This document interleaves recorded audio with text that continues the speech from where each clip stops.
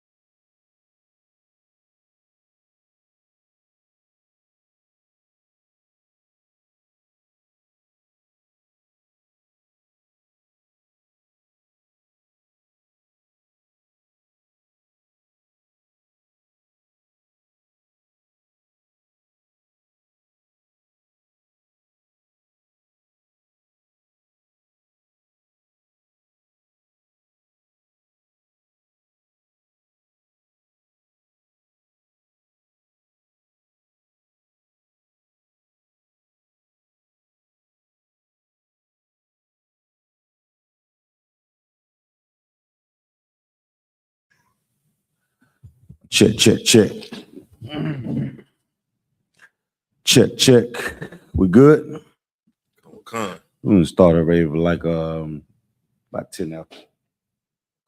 You gotta play no music in there. Commander General YAHANNA was putting it down the other night, boy. Putting it down on paper. Getting down with the get down. I thought it was fly.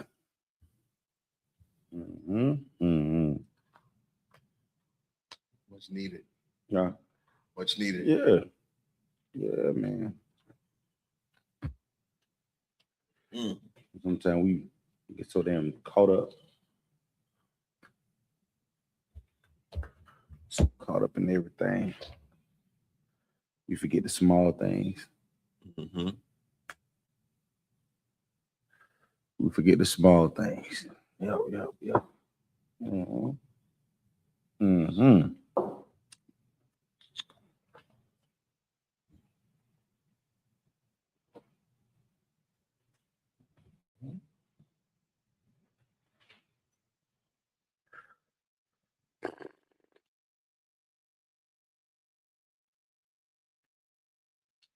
That brother called me last night. He said, man, he said, I want to join the party. I said, the party? He's like, yeah. I said, all right. I guess you could join the party then. Join the party. Join the party, all right. It must look like fun. I don't know. I don't know what we look like to him. Who knows? You know what I mean? I'm like, man, YAHANNA, this work. It's work. sure the fun is work.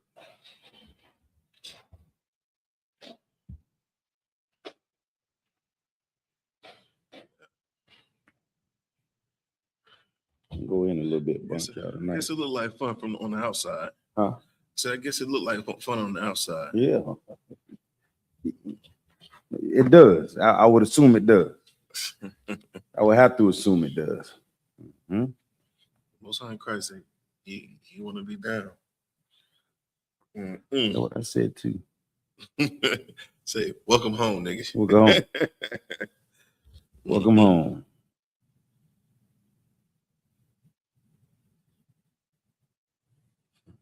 Welcome home. Turn me just a little bit, bunk, y'all. Yeah, the man. Check. Yep, right. That's perfect. Okay. Mm-hmm. How Kawal doing? He good? He's too wild. All right. Back at the slave. Zan is toward. Zan gaining weight. That's all we want. Got to go see him. That's all we want. Yeah. 10 minutes after, let everything circulate. All his fingers, got all his toes. Yeah, that's all. That's all. It just, that's all we'd be hoping for. And the nurse that was working with him, she seemed like she had some sense. Some good sense. Mm-hmm. That's the Lord. Mm-hmm. It's the little things, Mm-hmm. Man, we may take I don't know what we're gonna do this weekend. We're gonna have a good time doing it though, whatever we do. Most High in Christ. Check. Put a 1W in the chat if y'all can hear me correctly. Hear me good. Put a 1W in the chat if y'all can hear me, Bob Kashaw. Put a 1W in the chat if y'all can hear me, Bob Kashaw. We're gonna get to it after this. We're gonna go in a little bit. Mm-hmm.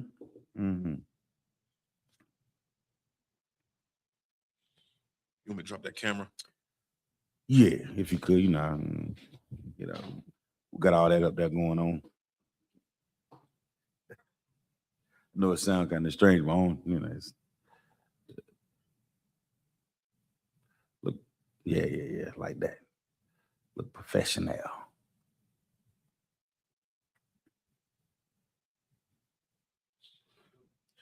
We good? All right, clap it up. Shalom, Yahweh Ba'Hashim Yahushua Brakathum, to the Akim, the brothers. Shalom, Yahweh Shamar Alatham Ba'Hashim Yahushua, to the sisters. I'm preaching officer of 5,000 Zion Yala, coming out of Fayetteville, North Carolina. I'll be holding on to class tonight. Tonight is the history class, the biblical history class. We're going to go into a few topics tonight concerning the history of Israel as a nation of people. Right. Some of the topic may be familiar to you, but some of it may not be, you know what I'm saying? But we're going to run through it. So if you never sat down and actually read the Bible, it may not make any sense to you. But as you sit down with these classes, you'll realize that the topic that we're going to cover tonight, it covers the same topic that plagues us from day to day. You understand? A lot of the things that we deal with as a people are not new. It's not new, right? They're not new. Scripture said there's nothing new under the sun. That's in all things, right, Bunky? Y'all? So when we talk about us looking at the current status of Black, Hispanic, Native Indians today in the earth, it is not new, right? There's a thing that takes place after you have a victory, right? Usually after a victory, you get a reward and you get a chance to reap the benefits of the reward.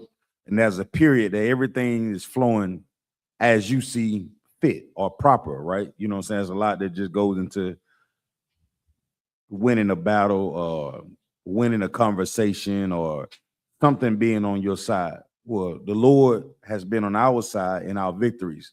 That's why we always say Most High in Christ to any victory that we come to, okay? That's right.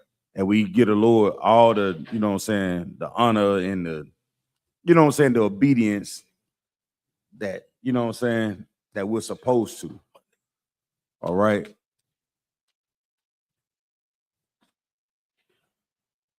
just thinking about it, Bunk, y'all, as Black Hispanics, Native Indian,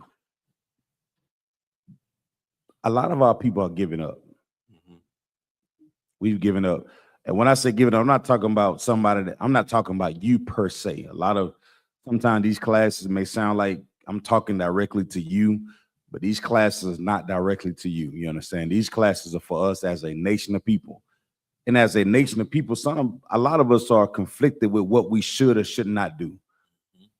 And when you're conflicted about what you should or should not do, we begin to be still. We sit still. We don't try anything. We don't do anything different. We've just chosen to accept whatever that comes to you. That's not how the Lord works. You understand? He wants us to continue to fight and change our current status to show we are the greatest. How can you actually be an example of being the greatest if you accept what's in front of you? That defeatist mind state. And I ain't talking about just financially, right?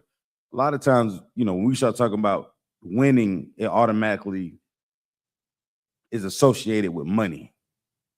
Well, sometimes the Most High can not allow you to have something because whatever that's in your mind, you would choose to do that if that thing went your way, if that makes sense, Bunk, y'all. You got $500 in your account right now, but you want to be a millionaire. Well, maybe the Lord knows something about you that you don't want to admit to yourself. That if that $5 million were to get to your account, Bunk, y'all, you probably wouldn't come to class. Maybe you will stop going to camp once that $500 hit maybe that $1 million hit your account. Maybe the women that you date, Darash, will look different once that $5 million hit your account. Now, I'm not saying the Lord don't want you to have that $5 million or that large amount. I'm not saying that about my brothers, you understand, at all. But there are some brothers and sisters that's in the world, if the Lord give them that thing that they sold, that in their mind they have to have, they'll probably turn away from serving the Lord, man. You would go from being obedient to being what? Disobedient.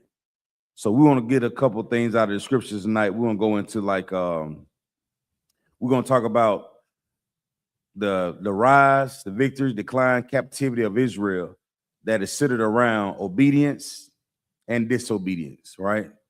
And I want to go to a couple things that get into it tonight. Just think about it. Just to talk about them, okay? We're going to go through the scriptures and get through it. So if you could, Darash, give me the book of Exodus, chapter 23, verse 22.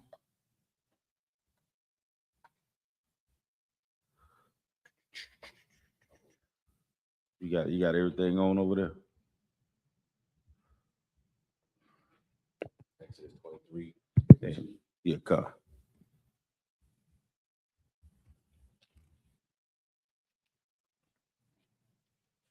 This is the book of Exodus, chapter 23, and verse 32. 22. Come on.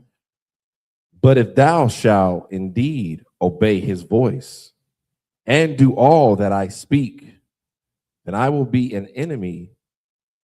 Then I will be an enemy unto thine enemies and an adversary unto thine adversaries. All right. So what does that mean?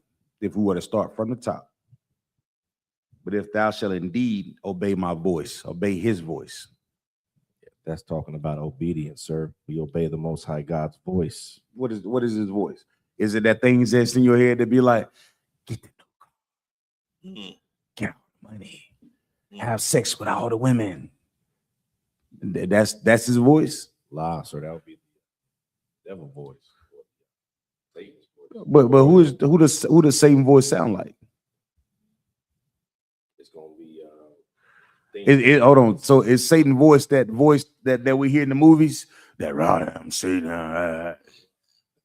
It's not that, right? So what is that voice then?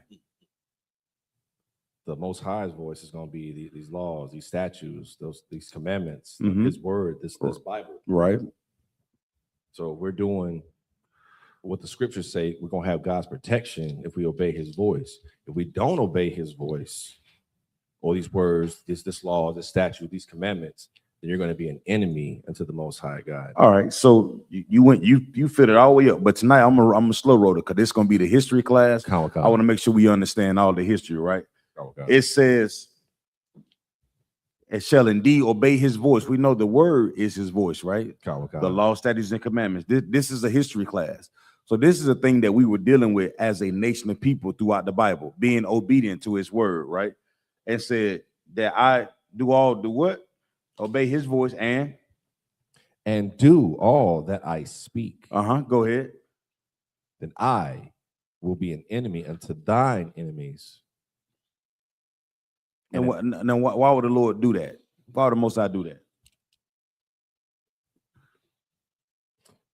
The Most High God said, you listen to me, you obey my voice, you follow my law, statutes, and commandments, I'm gonna have your back. I'm gonna, anybody it's like a best friend or brother, right? You're gonna protect your brother, you're gonna protect your friend. You're gonna do what?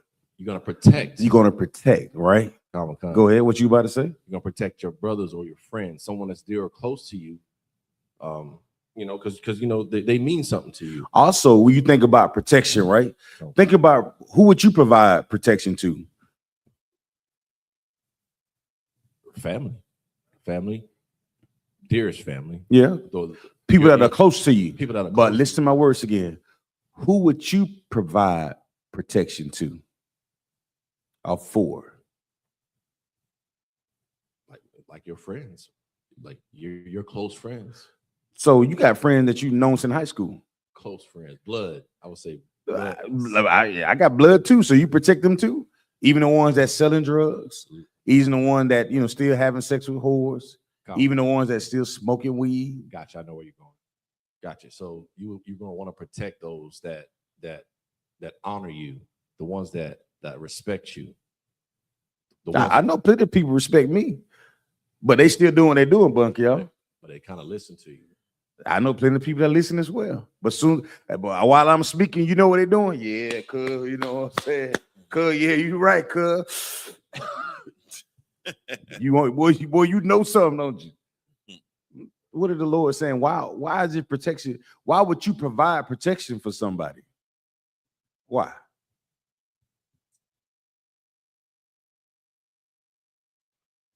It could be a couple reasons. Well, Most High God, he keeps his promises, number one. He keeps his covenant, right? Right. So he definitely keeps his promises. What else? Officer Barker, y'all said covenant. If y'all listening online, y'all can also chime in. Why would you protect somebody? Why? Come on, Bunky, y'all. So, like, if I may, good night. You good? I would say primarily because they're worth it. They have to prove their value, and I'm not gonna. There's no sense in with the exception of our brothers and sisters that are in the world, there is no real investment. That would be a vain thing, me casting my pearls before swine. As far as the Lord rendering protection, right? It's for those that are obedient to him. For the obedience. That's what we want to talk about tonight, Daraj. Since you're right, out of love and honor, but you remember, when you talk about protecting anything that you love, it has to be in the obedience. How can you protect anything if it's not going to be like obedient or aligned with what the standard is set? How can you protect somebody? Like you tell a child, hey, don't go out there and play in the streets and things of that nature. I've given you the standard of how I want you to follow, right? And what I want you to follow. But the minute you go out there and begin to play in traffic, how can I then become your protection? You tell a young lady, hey, young lady, when you go somewhere, don't go anywhere by yourself. Always take one of your friends with you. Let somebody know where you are. If you're going to be out somewhere at night, please go with somebody. Make a phone call, because this world that we living in is full of all type of dangers, right? You telling somebody that is your expression of love. Them not doing it is an open expression of what? Defiance. So when the Lord said he's going to be an enemy of who, Darash? Then I will be an enemy unto thine enemies. Now, the Lord said he'll be an enemy to somebody that's an enemy of you. Why? Because if you standing on what I stand on, you following the rules that I stand in, I know whatever that's coming up against you is coming up against who? Me. That's what the Lord is saying. When we go out and speak at camp, When you step on that podium, that's why we do it we don't do it with the spirit of fear. We do it with the spirit of like the Father's will and us waking up our people. When they come up against us and they throw bottles at us and they spit at us and throw all type of things at us, bunk y'all, have guns and stuff pointed at us, laser beams, you know what I'm saying? You're not pointing it at me. You're not pointing at the brothers. You're saying that the word of God is an enemy to you. That's something to blow at, bunk y'all, Darash. We have to believe that if we're fighting for something, we got to believe that the Most High is on our side. And the minute that brother says, man, the hell with you, y'all don't know what the hell y'all talking about, blah, blah, blah, blah. It's not you saying, it's not him saying it against you, Darash.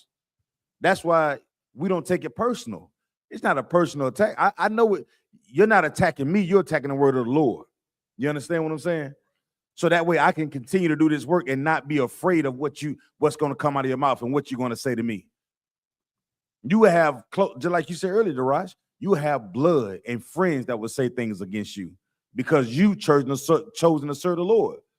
Now watch what happens. We pray that they don't say nothing too outlandish, but we know when they get out of pocket, we understand that the Lord is with us and not with them because we're being obedient and they're being what, Darash? Disobedient. And because of that disobedience, they're making a choice to be an enemy of mine because of that disobedience. And because you're an enemy of mine, who else are you an enemy to? The Most High. You should watch your damn mouth when you talk to the priest and prophet of the Lord. You should really watch what you say.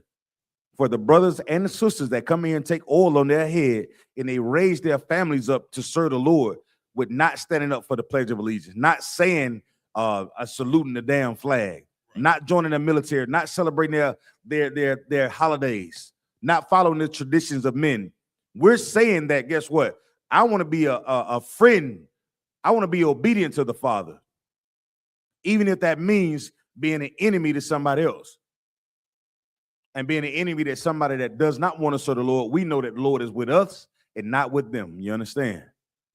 That's what the Lord is saying. Read on, please. And an adversary unto thine adversaries. What does that mean? What does adversary mean, Baba Gashar? Come on. What does it mean to be an adversary? We establish the enemy, correct? Come on. It means to be against. An adversary is an enemy. Right. Somebody that's in opposition to you. Right. So now we establish enemy, and now we establish adversary. So give me the definition of enemy, and then give me a definition of adversary, Baba Gashar.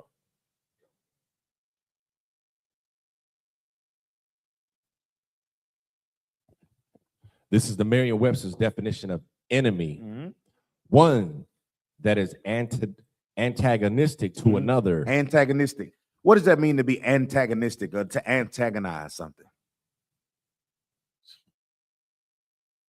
I'm wait till the definition say it. You ever seen somebody just nagging? Come on. Antagonistic means showing dislike or opposition. So what does that mean? Now we know that they're enemy and they're antagonizing us.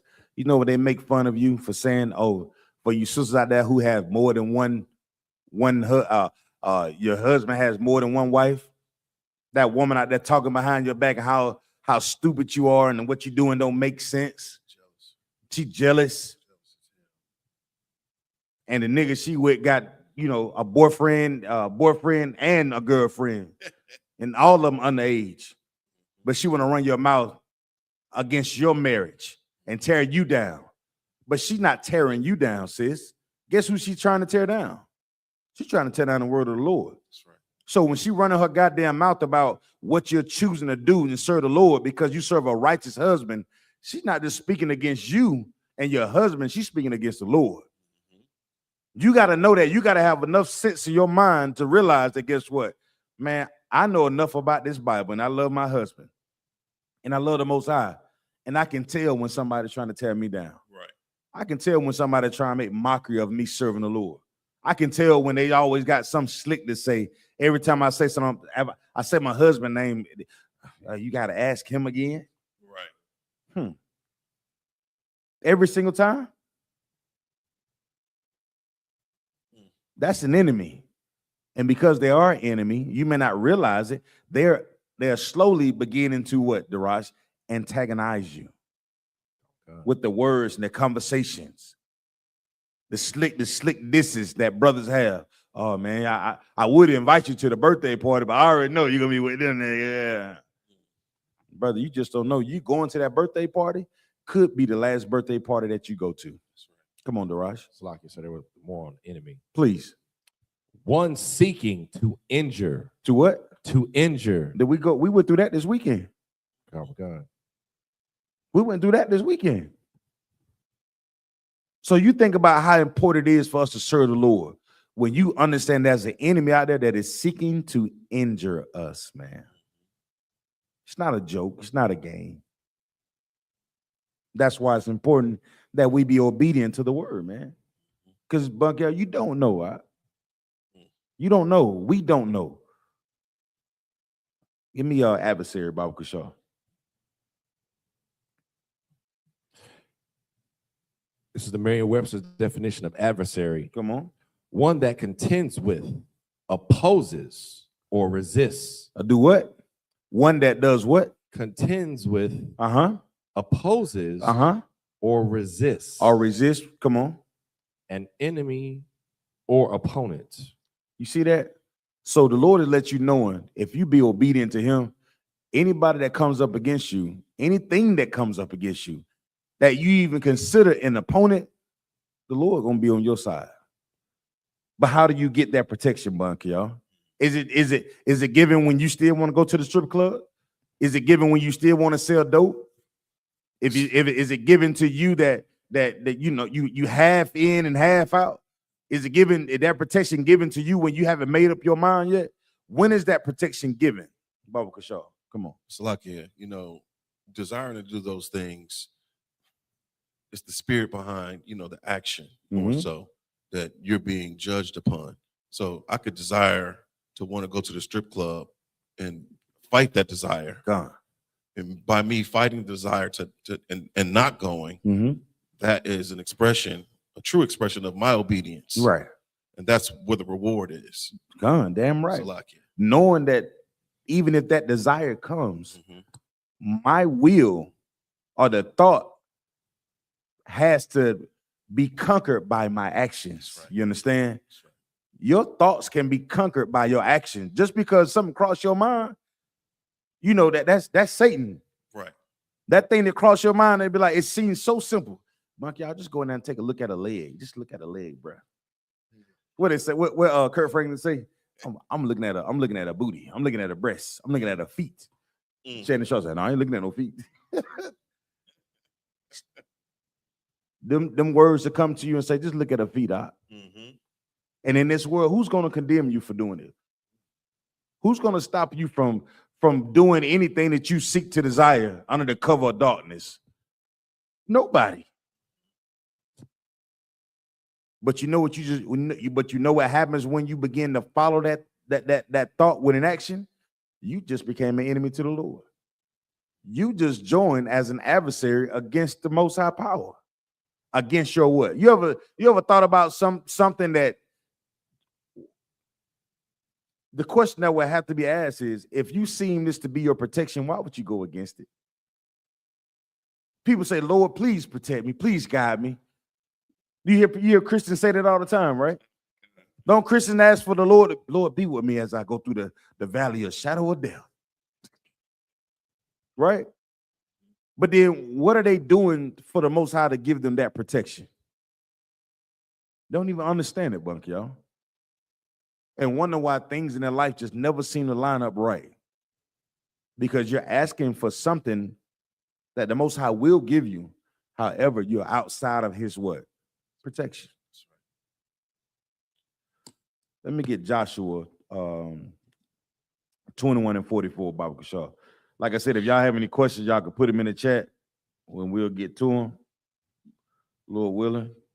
Anything that's in the on the top at the top of the night, we're going into obedience and disobedience and how we deal with certain things in the scripture. And I just want to get into just a little bit of it tonight Wow, Kashaw. 21 and 44. This is the book of Joshua, chapter 21, verse 44. Mm-hmm. And the Lord gave them rest round about, according to all that he sware unto their fathers. And there stood not a man of all their enemies before them. What does this say? We just defined enemies earlier, right, Bunky? Right. So break it down from the top there, right? Start from the top, and we're gonna go with it line by line, Bunky. Oh God. And Bunky, you can just chime in. Y'all can, you know what I'm saying? Y'all can swivel off of each other. I like to do it like this because somebody online, we can all have reading comprehension skills, Bunky, y'all.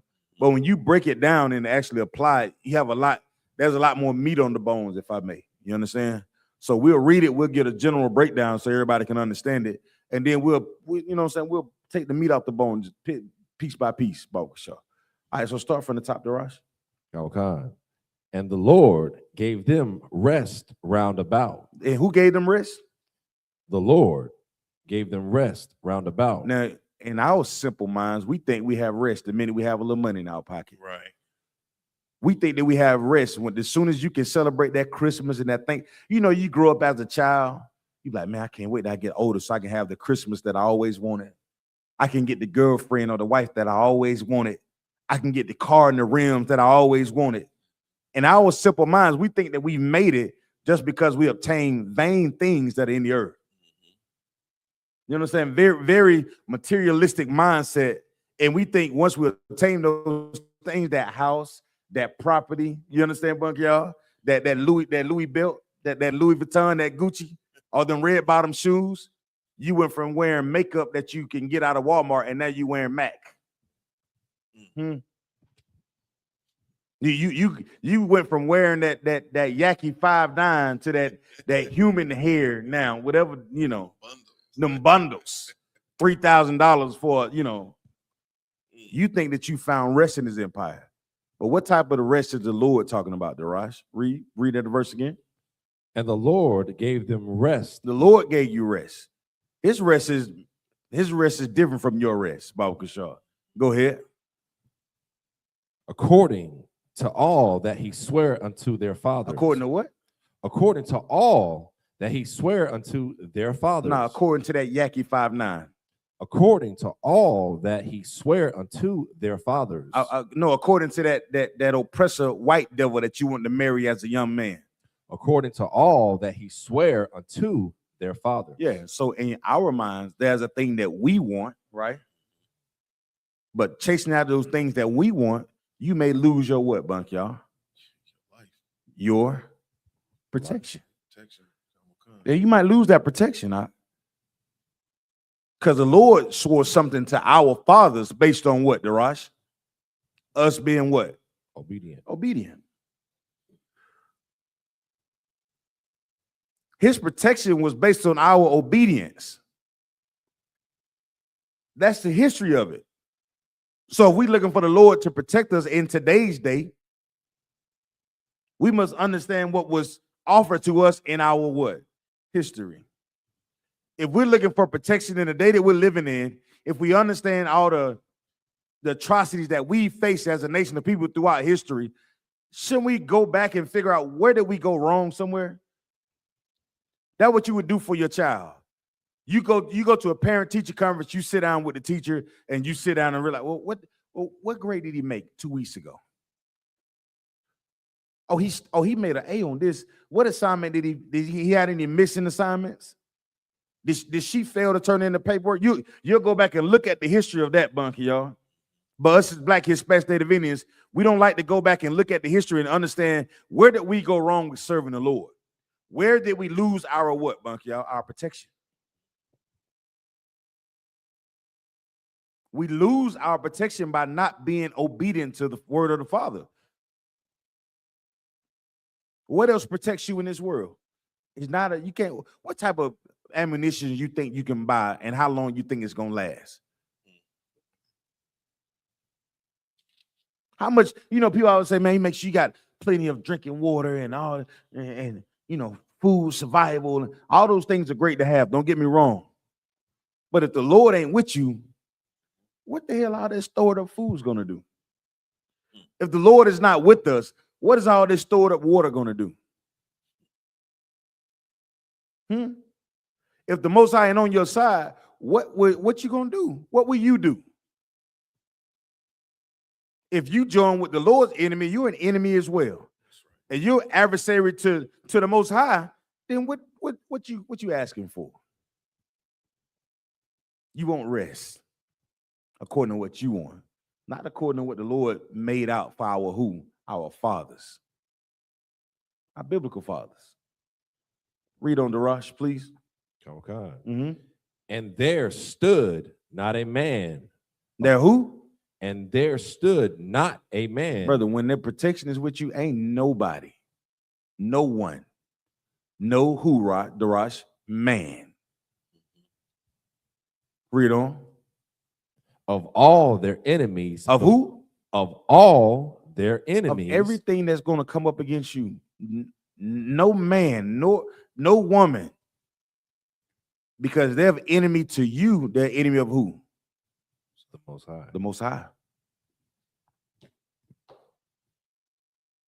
Read on. The Lord delivered all their enemies into their hand. The Lord did what? The Lord delivered all their enemies into their hand. Now, some of the things that I've encountered in life, when you get to the point where it's just like you don't understand it, y'all, it just seems like it's too much. Like you just do not have an understanding. You can't get a grip on it. I think sometimes the Lord allow you to kind of deal with it. Because some things in your mind, we don't want to fight for. You don't understand what it feels like to have that feeling of insecurity, that feeling of you don't know what's next. You get to the point where you don't know what to do. So you have to do what? Yeah, seek out the Lord. You really got to go and say, Lord, I ain't got this. And if I do, what is it that I'm missing? That's right. Because there's an enemy that I'm fighting against, and I know he's an enemy to me. Now we read these scriptures, I understand that he's not just an enemy to me. I'm being obedient, Lord. I know he's an enemy to you as well. That's the mindset of a winner, not a loser. You understand? Right. That's where this thing began to turn the tide. Us realizing that life is war, and there's an enemy out there that is trying to destroy the nation that we are in the Lord. And you got to understand, Lord, I already know what's up. Now I know when the city council try to make these sound ordinances against us, we got on the streets. I know you're not fighting against me. You're fighting against the Lord. And how many times we done been in the battle bunk, y'all, that we seen the Most High's on our side? We got a bastard that's making YouTube videos right now because he turned his loudspeaker towards us. And guess what? The Lord is on our side. Even with the city council, the police came and wrote him a ticket for loud noise. That's how I know that serving the Lord, it gotta mean something. This might work. Can y'all, One West, can put a 1W in the chat if you can hear me? The life that we live must mean something. If we talking about we gonna fight for the Lord, man, life is war. And knowing that you got a power that's on your side, that's gonna be they're gonna be on your side and not with them. It says how many men gonna stand to rush? Does it say 2,000 men? What it say? And there stood not a man. What about 200 men? There stood not a man. What about two sisters? How about that? There stood not a man. I'm talking about I'm talking about you nabbit the sisters too. There stood not a man. Not nobody. No one. When the Lord is with you, go ahead, Darash. Of all their enemies. Of who? Of all their enemies. So what does this also mean, Darash? What that means is that you be obedient to the Most High. You'll always have his protection, and even your enemies won't stand a chance against you. And this also means you can't join with you. Now that you know this, you better not go join with the enemy either. Right. You sit in this class tonight. Let there be a lesson to you too. If y'all listening to me, let this be a lesson to you. Now that you know that the Lord is not with the enemy, don't you become an enemy of the I.S.U.P.K. That's right. Don't do that. Don't turn your back on your brothers and your sisters just because you got something that you don't like, that you ain't ready to deal with. Oh, this brother, man, you know, that brother said, pick up the goddamn podium the other day. I don't know who that nigga think he talking to. I was Zion. He told me to hurry the fuck up. So like it for my language. My dad at home. You know what I'm saying? Shit. It's a lock you, brother. You know what I'm saying? It's a lock you. But that happens though. You good? Everybody talk?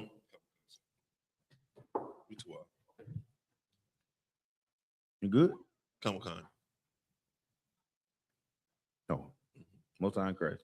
Finish reading that, bun. That was the end of that. Salakia. We in the book of Joshua, chapter 21, verse 44. Go ahead. And the Lord gave them rest round about, according to all that he sware unto their fathers. And there stood not a man of all their enemies before them. The Lord delivered all their enemies into their hand. Go ahead. Verse 45. There fell not out of any good thing which the Lord had spoken unto the house of Israel, all came to pass. What is this saying? Man, Salakia. Nothing, no good thing was withheld from Israel concerning the Lord's promises. Based on what? Their obedience. No good thing. No good thing. That's what has to go through your mind. The minute you start thinking about yourself, Commander General Hunter broke it down last night. You in this work, you got to know that your life is about saving somebody else's life.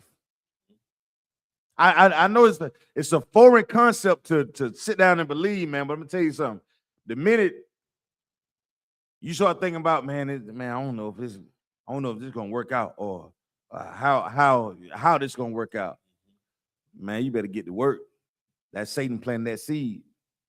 Cause all it takes is a little slither of doubt, right? A little crack, a little bit of doubt about what you're choosing to do with your life, and why Satan kicked that door wide the hell open. A little slither that Satan be like, yeah, I got her now. Yeah, I got him now. Oh, he's confounded. He don't know. He don't know what to do or say. Get your mind right. Don't become an enemy to the Lord, man. We're talking about this land, and this is history. This is talking about like this is like Joshua, right? You know Caleb and Joshua were, right?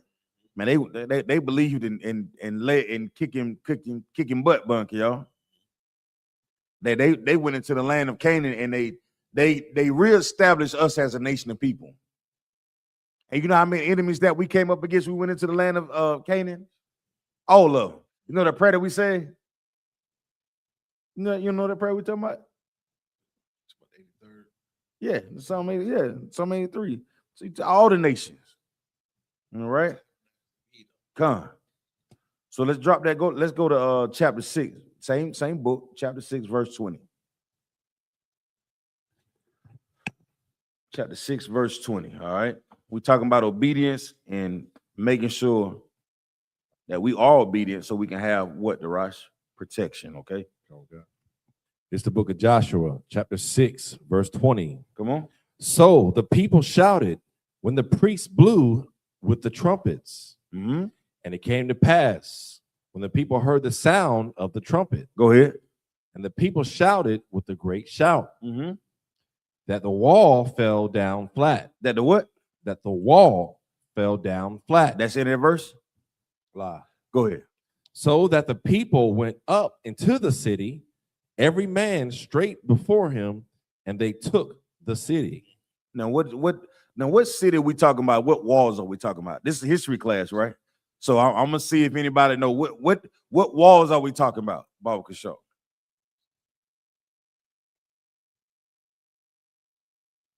What walls are we talking about? You know, Darash? That's exactly why I want to get into it. This history class. So we got to understand this, the power of the Most High being on your side and the protection, okay?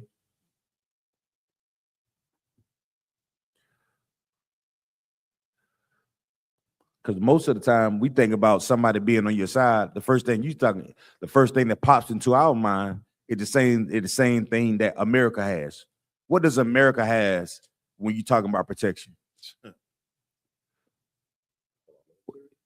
Say what again? Talk about the military. So in America, first thing you talk about protection is military. But what about the military? What gives you the idea when I talk about protection in America? Why do you say military? The first thing comes out of your mind. What are you thinking about? Because that's their first line of defense, or what they rely on for. That's true, but why do you say that? Based on what? Based on what we kind of know as protection. Stay there with me. See it. Why do you say it's based on the military forces? Force protection for America. Oh, yeah, force protection for America. Why do you say it's military? You could have said anything. You could have said agriculture. You could have said it's the the flies or the sewage system. Why did you say military? America always associates their power, their protection, their force with the military. And that's a what concept? For as far as their protection. Yeah, for their protection. What is that? That protection is what? So like a wall of defense? No. Somebody help me out. That protection is what? It's different from the Lord's protection, right? Man protection. What is it though? What is man protection? Carnality. What's another word for carnality? Weapons. Come on, con, right? Kodar. It's money. What else? Influence. What else? Vain philosophy. What else? All these things that we just said are things that we can do what? What can we do? All the things y'all just said. What can we do? What can we do with those things? Y'all want me to give it to you for time's sake? We can see them. When you think about American history protection, you can see its military. You can see what the bombs are doing. You can see what the bullets are doing. You understand what I'm saying? You can see what the police batons are doing. You understand what I'm saying? Those are things that we can see. Well, the Most High protection comes in a different form, Bunk, y'all. See, the oppressor is always thinking about the physical form. The protection that the Most High can offer to us in our obedience is a what? In the spiritual form, all right? You understand what I'm saying? It's not just the physical. Your obedience isn't just in the physical. You know, they'll tell you that not eating pork, shrimp, crab, and lobster is like, it's just unclean and all that. Yeah, that's a physical thing that we see and science teaches us. But what about the spiritual thing that the Lord just said, don't do it? What about the spiritual importance of us just being obedient?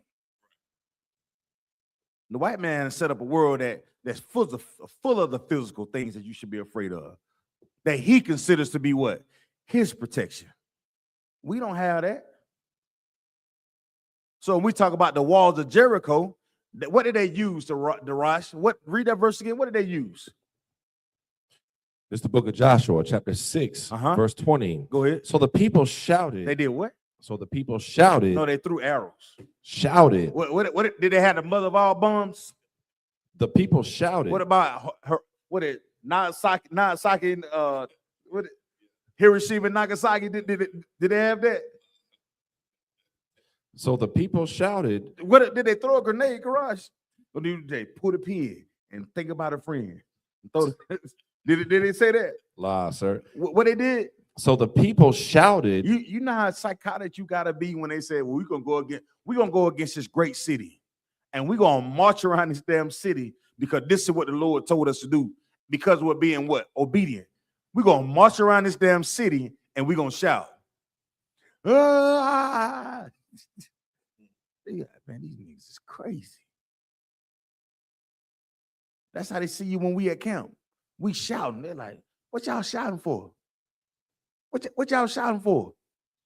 I'm trying to enjoy my weekend. I got my wife. We got wings. I got my white girl with me, man. Well, you making her mad. What y'all shouting? What y'all so mad for? Martin Luther King did it. Huh? Martin Luther King said we can sit down and eat with the brothers and sisters and have sex and swim in the pool with the white folks. What y'all mad for? What y'all shouting for? Because we want the same, we have that same spirit and being in obedience when the rest of the world is worrying about the weapons that the oppressor has.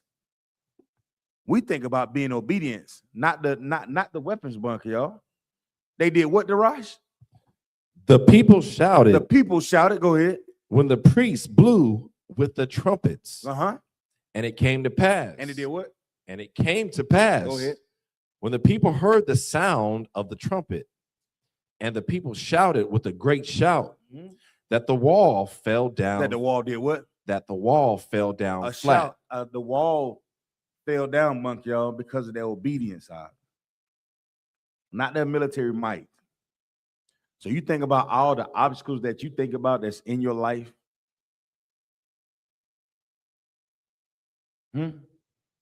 All the terrible thoughts that's in your mind.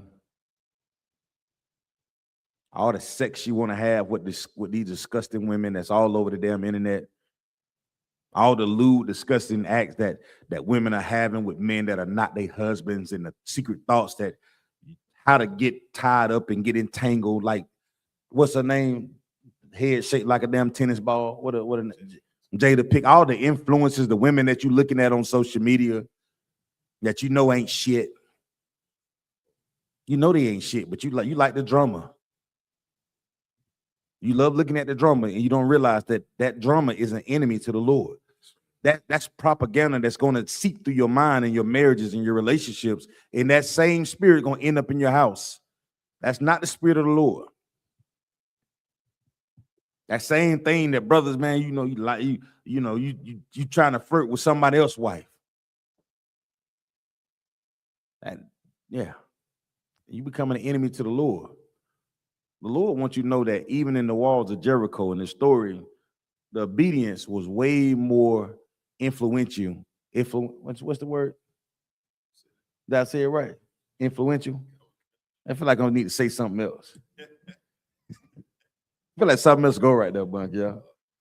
Way more influential. I better move this Buffalo Trace on over there. And sit that over there. I see where this going.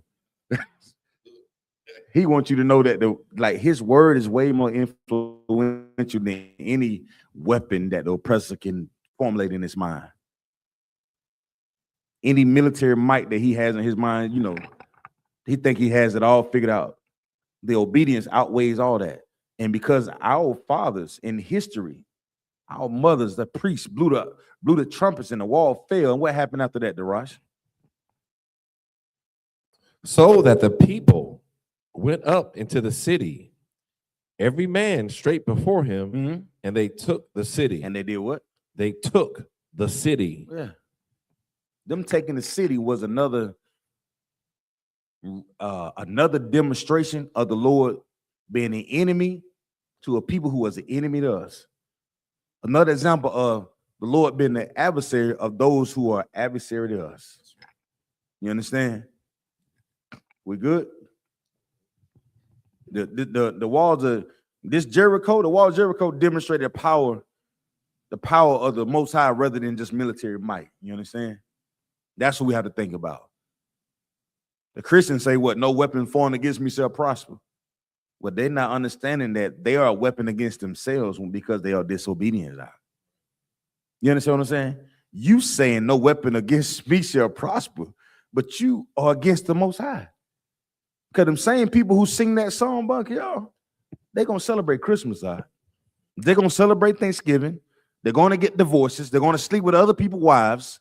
They're going to go into the church and cry and ask for forgiveness from the pastor who's also sleeping with his wife. That's why he's talking to you. Yeah, brother, you just got to stick it out. The whole time he's sleeping with his wife too. Ain't that something? Disgusting, man. And in the world, I didn't know that I was an enemy to the Lord, man. I didn't know I was an enemy to the Lord. I thought I was, shit. I wanted my Jesus peace too. I wanted the thought of in God I trust. I thought whatever I was doing to Raj, I wasn't doing nothing wrong. Because in our mind, because I'm not sinning like he's sinning, I'm better than him. And then what you think, Daraj, when you was in the world? Oh, at least I ain't doing what he doing. I mean, I'm just popping fireworks. He's smoking crack. Both of you are enemy to the Lord. But you don't learn that until you come into this school and learn the truth, right? Most High in Christ. Let's go to 2 Samuel chapter 8, verse 6. 2 Sam.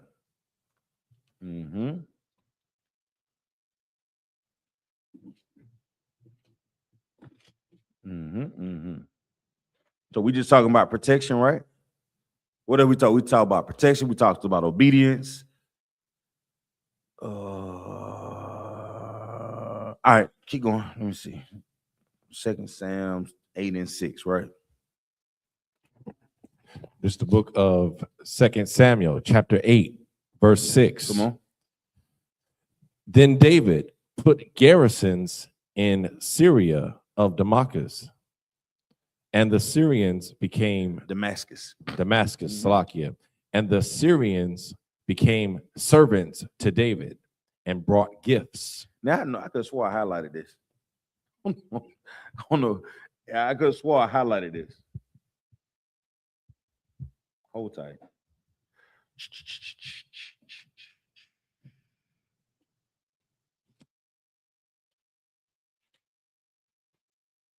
It's like you start at verse 1.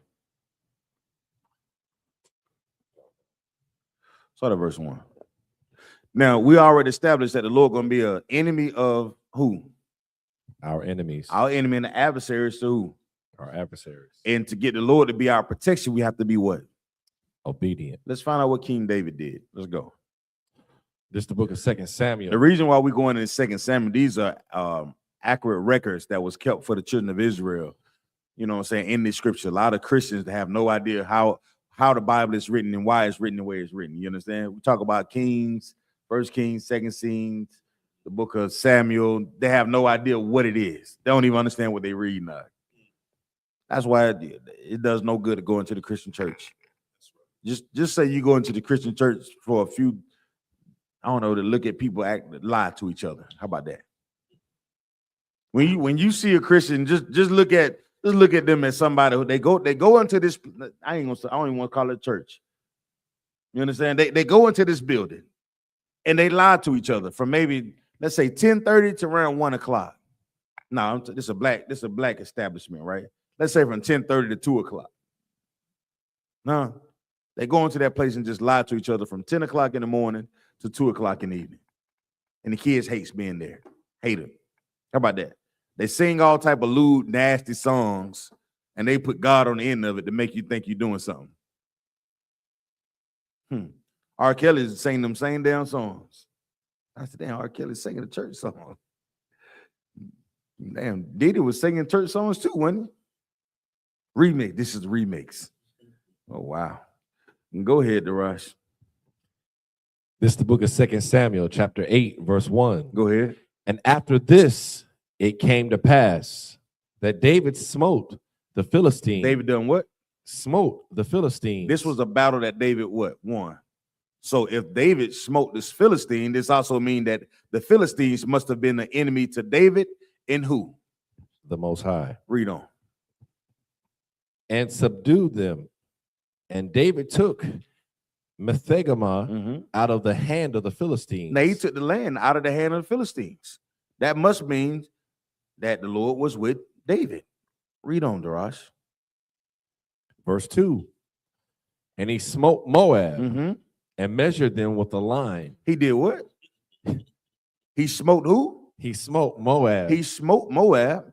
This also must mean that David had an enemy that was Moab, and Moab must have been an enemy to who? The Most High. Because the Most High allowed David to what? To do what? take out the enemies. Go ahead, Darash. And measured them with a line, casting them down to the ground. Mm-hmm. Even with 2 lines measured he to put to death, and with 1 full line to keep alive. Go ahead. And so the Moabites became David's servants Mm-hmm. and brought gifts. So this said David already had enemies that he already knew that he was gonna unalive, and enemies that he said, you know what, y'all gonna serve me. He put him in a line, Buck, y'all, the whole line. Yeah, I got you. Firing squad. They have firing squad, but I'm just painting the picture for you so you'll see it. So this is a battle that David won, right? The Lord was with him, and it's also mean because he went against them, they must have been an enemy to who? The Most High. It's another victory, right? Read on, Darash. Verse 3. David smote also Hadadezer. Good night. That must be another who? Sound like an enemy. Another enemy. So if they're enemy to David, they must be enemy to who? The Most High. And they're adversary to David, they must be adversary to who? The Most High. Go ahead. And David did what to him? Smote. Read on, Darash. The son of Rehob, king of Zobah. Go ahead. And he went to recover his border at the river Euphrates. He did what? And he went to recover his border at the river Euphrates. To establish a border, right? Go ahead. Verse 4. And David took from him 1,000 chariots and 700 horsemen and 20,000 footmen. And David hewed all the chariot horses. Go ahead. And reserved of them for 100 chariots. Go ahead. Verse 5. And when the Syrians of Damascus came to succor Hadadezer, king of Zobah, Zabah, David slew of the Syrians. Don't we play that? Don't we say that? Don't we say that in the Psalms 83? And as the Ba and as the Munah who said, let us take to ourselves the house of Yahweh in possession, that the name of Israel may be no what? No more remembrance. So we saying that prayer, we're saying the prayer against who? Our enemies. And if they're our enemies, they're who enemies? The Most High. These are victories for King David.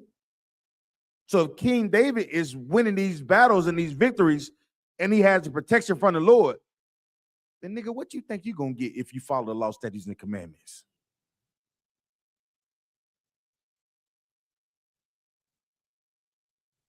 You see why it's so important that we understand the history? Now, somebody tell you that none of this matters.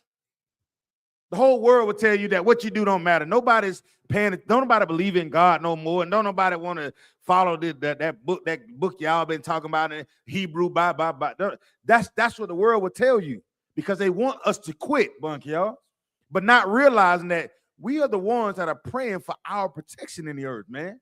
Because without us praying, you think all the that we see in the earth, you think is it going to subside or will it increase? It's going to increase. The more we teach and wake our people up to this truth of the Bible, the more they have an opportunity to change their lives. This brotherhood can grow. This sisterhood can grow. Good mob. The truth ain't far. Matter of fact, it right up on our nose. But the systems taught us to keep this book closed. See, he's jealous because his skin is a curse.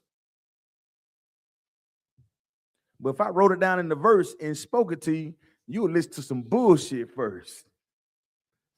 Good mob. But it's real. And it's like that because what we teach in this Bible, the Lord has given us the spirit to wake up our people, man.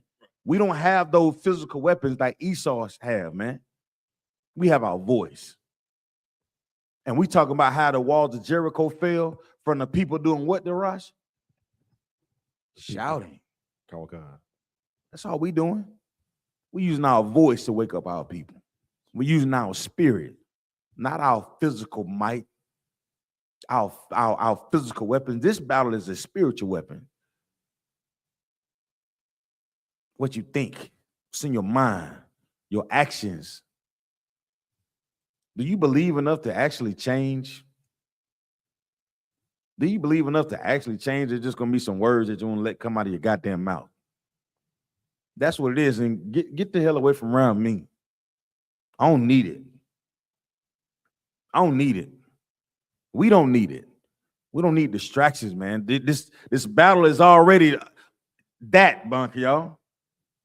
I don't want to be entangled with somebody half in and half out. Be a brother if you're gonna be a brother. If you ain't, then get the hell away from around me.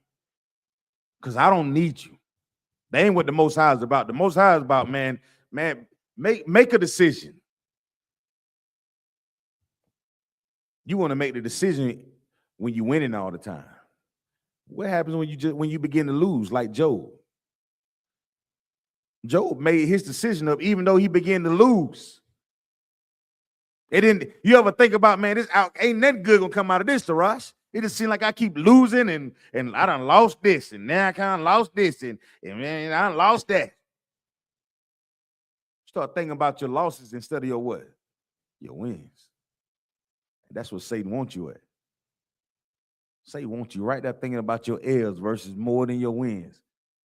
He wants you thinking about what you don't have versus what the Most High has already given you. David, when he's thinking about that, David was just thinking about, I'm conquering any enemy that comes up against me and the nation of Israel. I'm on that type of time. Read on, Darash. Verse 5. Mm-hmm. And when the Syrians of Damascus came to secure Hadadezer, king of Zobah, Mm-hmm. David slew of the Syrians 22,000 men. Go ahead, brother. Verse 6.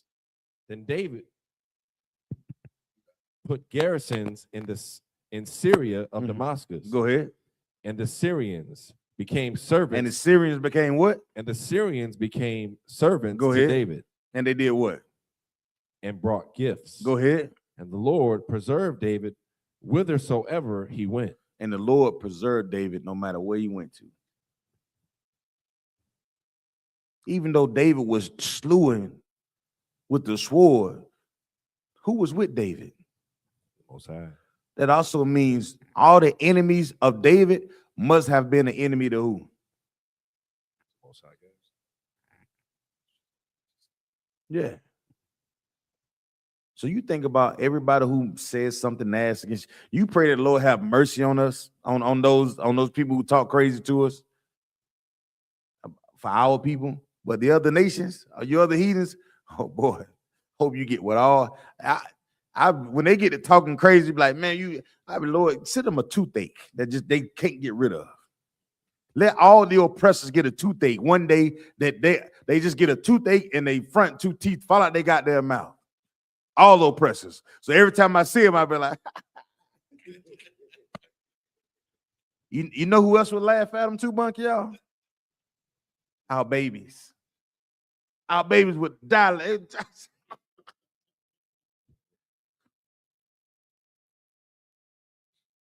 You know, it happens like that, huh?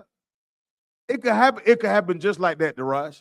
Imagine a plague coming into the earth where the Lord allowed the front two teeth of all the oppressors fall out their mouth. So that way you know even the ones that say they're us are not us. Oh, wait a minute.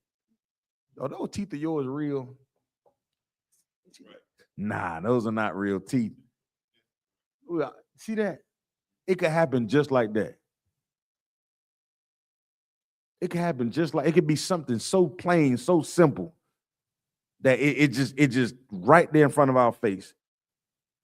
But the oppressor doesn't want us to read this Bible at all, to understand that he's the enemy that's against the Lord, that he is the adversary against the Lord. That's why he is up against us the way that he is. So that way we don't know who to pray to get the help that we need. What are the first couple things that you see in any war movie once you see an opposition come up against somebody in a battle? What do they begin to do? You know, they get on the radio and start to give what? They get on the radios. Think about the movies that you done seen. They in the firefight. They pin down. They get on the radio. They start saying what? They start giving out what? They start giving out what? Say it in the microphone. It's like coordinates. They start giving out coordinates, right? Now, what do the coordinates do, Daraj? Help to identify the location where you're at. You know what our problem is? We're in a firefight every day of our lives. We establish who's the enemy is. But our people, instead of us giving the Lord the coordinates, we give out the wrong coordinates, Buck, y'all. You know the coordinates that we giving them? We giving out coordinates to the Most High that those bombs that would fall on the oppressor, they hitting us out. That's what the Lord says, what? Come out of her. We are not coordinates, Bunk, y'all, with a blunt in our mouth. We are not coordinates, Daraj, celebrating Christmas. We are not coordinates, Bunk, y'all, with a ham sandwich in your mouth. Crab legs stuck in your goddamn tooth. Somebody done, her husband done came home early and you laying on top of his wife. Now you yelling out coordinates. What the hell that supposed to mean? Nigga, you in the line of fire, if I may. So when we start yelling out coordinates, we got to be out of the way of the fire. That's why the scripture say, come out of her that we not receive her what? Her plagues. Our dumb ass sitting in the Christian church, still wondering what the hell going on. How Dylan Roof come right in there and sit down amongst us and just, you know, we shall overcome. Okay. How, Daraj? And we don't have the protection that we supposed to have.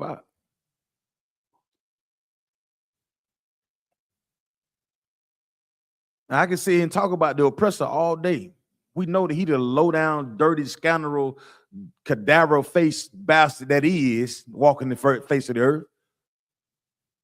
But we got to be here to encourage our people to change so we can get the proper position in the earth. The proper acknowledgement for our authority to run this goddamn place.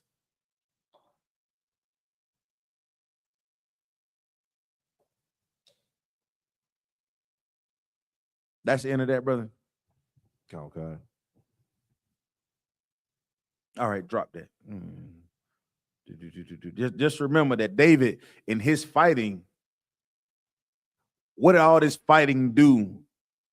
And what did the Most High allow David to do through all this fighting? Do you know, Daraj? He allowed him to be protected, number one, and to win against his enemies. What else?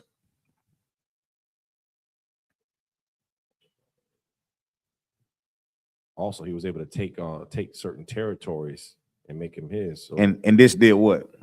Buckeye, you want to help him out with this? Through all this fighting, what did David end up doing through all this fighting? He's establishing the kingdom, essentially, you know. Between who?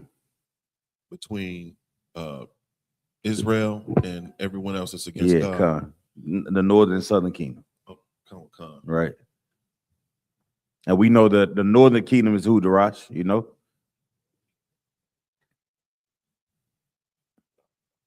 So Salakia. Come on, you write this in your notes. It'll be everyone outside of Judah, Benjamin, and Levi. Right.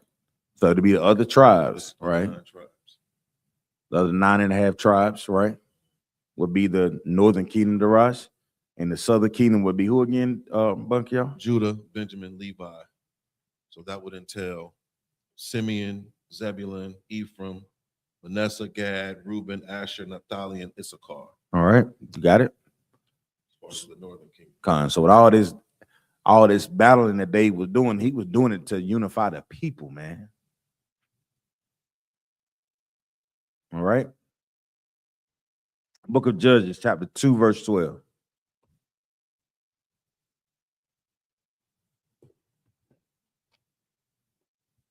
The book of Judges, chapter 2. How you say chapter in Spanish? I not say dos, which is 2. How you say chapter in Espanol? Come on, dice chapter en español, Baba Kusha. It will be capítulo. Capítulo 2. Mhm.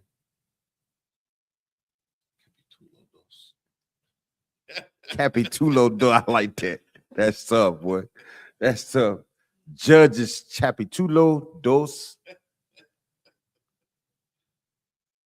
And 12 is what? 12. Yeah. Most High in Christ. I like that. Capítulo. We got it, Darash? What you got? This is the book of Judges, chapter 2, verse 12. Come on. And they forsook. Salakia. This is what I had highlighted. Oh, this was cold. Yeah. This is what I want to get to. All right, we're going to start at verse 6. This is the book of Judges, chapter 2, verse 6. Come on. And when Joshua had let the people go, the children of Israel went every man unto his inheritance to possess the land. Right. So this is Joshua 1 again. You remember him and Caleb were the only two that remained that came up out of the land of Egypt, right? So this is when us as nation people, we was reestablishing ourselves coming up out of the land of Egypt, and we was establishing our inheritance, and we left the land of Egypt because we listened to what Moses said. We became obedient to what Moses said. Okay, go ahead. The children of Israel went every man unto his inheritance to possess the land. Go ahead. Verse 7. And the people served. And the people did what? And the people served. They was, what's another word for serve? Now we talking about obedience and protection. The people they obeyed who? Go ahead, Darash. The people served the Lord all the days of Joshua. Go ahead. And all the days of the elders that outlived Joshua. Right. So they kept the thing that was going on with Joshua, right? They obeyed the Lord even after those days. Go ahead, Darash.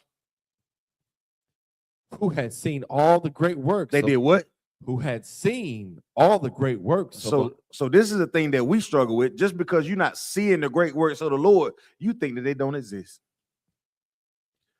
You think the great works of the oppressor is just out, you can't even fathom. You see the Empire State Building, you see in the Washington Monument, you see in the Empire, what you call it?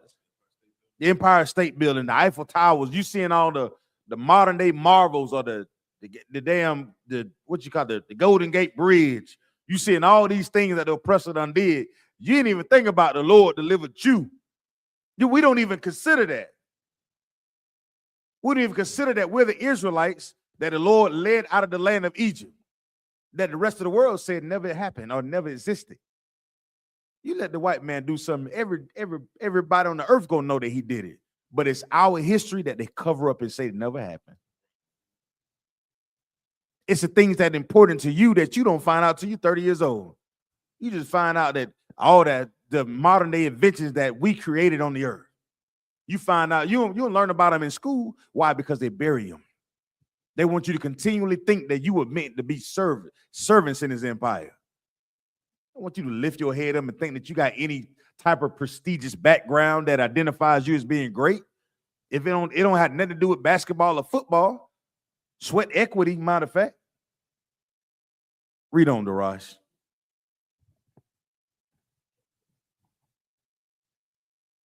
Stay with me now. Come on. What you looking at? What you got?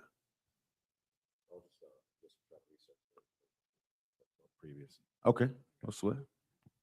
It's the book of Judges, chapter 2, verse 7. Who had seen all the great works of the Lord that he did for Israel. That he did for who? That he did for Israel. For no one else. Read on. Verse 8. And Joshua, the son of Nun, the servant of the Lord, died, being 110 years old. Go ahead. Verse 9. And they buried him in the border of his inheritance in Timnath-Heres, in the mount of Ephraim, on the north side of the hill Gaash. Now let me ask you a question. What do you think we had during that time of Joshua's reign? What do you think we had? What do you think we had, y'all? What do we have? I mean, we had our identity. We had our identity. What culture. else? We had healthy understanding of who God is. And because we had that healthy understanding, he provided what for us? Protection. Protection. Protection. And let's read on, please. Verse 10. Verse 10. And also that generation were gathered unto their fathers, and there arose another generation. And there arose what? And there arose another generation. So we had one generation, Bunk, y'all, that understood the protection of the Most High and the importance of being obedient, right? But there arose another generation, Darash. Let's find out what his other generation did. Come on. Were gathered unto their fathers, and there arose another generation after them, which knew not the Lord. Now let me ask you a question. They do not the Lord. Read on. Nor yet the works which he had done for Then let me ask you a question. So there was a generation that knew the works of the Lord and provided protection, that knew the protection that the Most High could provide. There was the generation that knew that if that was an enemy to us, there was an enemy to who? Now say it in the microphone. It's like you're the Most High. That was at that time, there was a generation that knew that if there was an adversary against us, there was also an adversary against who? The Most High. Now here go the other part, and here go the trick question. Now that generation was past, and there comes a new generation, and this new generation didn't understand the works of the Lord. Neither did they consider the things that the Lord had done for the nation of Israel. So what do you think the difference was, Bunky, y'all, between the two? Salakia, we got too comfortable. We got too comfortable, and as far as in retrospect, like we have a duty and obligation to teach our children. That's why we teach our children about slavery and about all the atrocities and all the oppression that our ancestors endured. The oppressor's not teaching them that. Right. They're going to grow up thinking that we all equal. And I believe that is the spirit that was on the other generation that came after Joshua and the other, the generation that came before them, their predecessors. Right. They got comfortable. Like I said, we had our identity, we had our culture, our customs, but we got too comfortable. We stopped talking about it. We stopped teaching about it. We stopped living like it. We stopped believing like it. And because this new generation came along and they didn't understand the works of the Lord, nor the thing that the Most High had done for Israel. Read verse 11, Darash, please. Verse 11. And the children of Israel did evil. They did what? Did evil. They did what? Did evil. They listened to their forefathers. Did evil. They believed in the Most High. Did evil. Did they fight against the enemy? Did evil. And because they were doing evil, what did they do, Darash? They joined with the goddamn enemy. Come on, Monkey. There's a quote that comes to mind, and it says, "Hard times create strong men. Strong men create good times. Good times create weak men, and weak men create hard times." That's the first thing that came to my mind, thinking about the generation that knew and that saw all the slaughter. They saw, the rise and the glory and the victory, but it was through the obedience. They lost that. Yeah. In that successive generation. When you think about a father and you think about children, there's a thing that comes about when you demonstrate the example. That's why we have to, in our mindset, the goal is to be more Christ-like. Christ-like. What does Christ-like look like? Being obedient. What is that spirit? You understand that? That's why so many people miss it. Yeah, the spirit of austerity, the spirit of, I know it's going to be hard for me to do. I'm going to do it anyway. I know this is a battle. I'm going to fast, even though I know I'm going to be tempted of Satan. I got to carry this burden, even though I know my people not going to understand this thing. I know they're going to tell me I'm crazy. I know they're going to tell me like, man, don't take all that. You ain't going to celebrate your birthday? What about your kid's birthday? Not Mother's Day? So I guess you just don't care about nothing. How do you equate us not caring about nothing to loving what the oppressor says we should love? I don't understand that. We jump straight to that because we stop eating pork, shrimp, crab, and lobster. We stop saluting the flag. We start loving each other in the spirit of brotherhood and sisterhood. You tell me we don't know how to live. You tell us that we done lost our damn mind. When you put the burden on for your brother in the spirit of brotherhood and sisterhood, that's you being an example that Christ, or following the example that Christ laid out. Because he put it on, Bunk, y'all. Darash, he put it on. First time you come up against a little bump in the road, it's like, it's everything falling apart. Shut up. It's not falling apart. It's okay. Know that the Lord will protect you. But you got to seek him out first and stop making excuses. If you just don't want to do it, then don't do it. But don't be a stumbling block for a brother or a sister that wants to do it.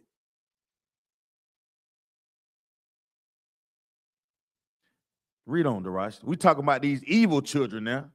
Read. And the children of Israel did evil in the sight of the Lord and served Balaam. Balaam. Here they go. Now they serving another false idol. Another false god in the earth. And where do you think they got it from, Darash? Looking at somebody else. You stop thinking about your victory, Darash, and you begin to look at somebody else's victory.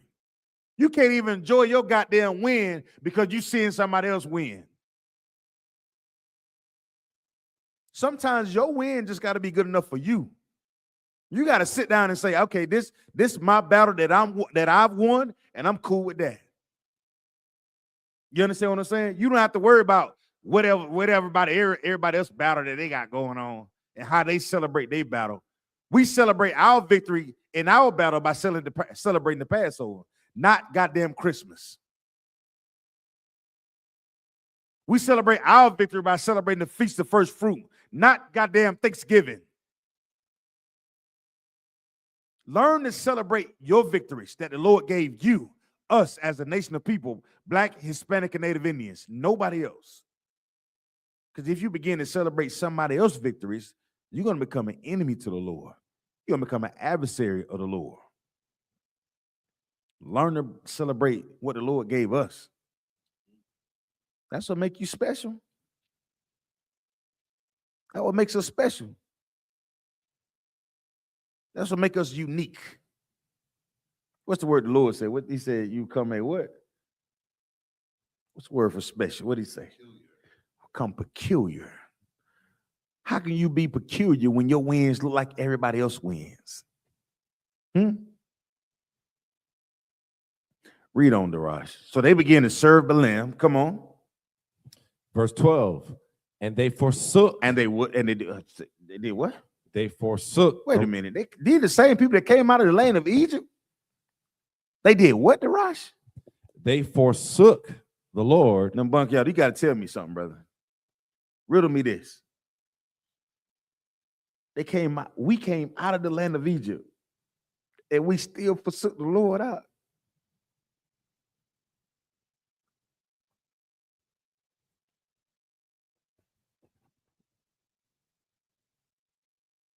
We gave up our protection.